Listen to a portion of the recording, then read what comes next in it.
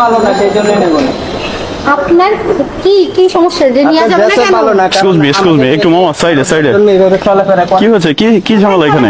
আপনি দেখছেন? আচ্ছা ভাই কি সমস্যা কি আপু সমস্যা কি? আমি বলতেছি আমি এখান থেকে ওইখানে যাব এনে নিতে পারবে না কেন? কেন নেবেন না আপনি? দেখেন মামা, যদি আমার বলে যে কেন নিবে না সেটা যদি বলে তার তো হয়। উনি বলতেছে আমার কাপড় চোপড়ের সমস্যা। না আমি আপনাকে নেব না, কারণ আপনার দেশটা ভালো না। আমাদের দেশে এইভাবে আর কোনো দশজন নিয়ে চলাফেরা করে না। আচ্ছা মামা শোনো আমি তোমার কথা বলি, তুমি রিক্সা নিয়ে বেরোছো না বাইরে? আমি রিক্সা নিয়ে বের হয়েছি, আমার কাছে আমার যাদেরকে ভালো লাগে আমি তাদেরকে নিই, যাদের ড্রেস আপ ভালো আমি তাদের থেকে নেই। তোমার তো ড্রেস এরকম আপে কি সমস্যা না? আচ্ছা। ড্রেস আপে সমস্যা কোথায়? আমি এই ড্রেস আপ পরবো, আমি এই ড্রেস আপ পরে চলাফেরা করবো। আপনার কাজ আমার এইখান থেকে ওই পর্যন্ত নিয়ে যাওয়া। আপনি নিয়ে যাবেন, আপনি কেন নিলেন না? আমি নেব না।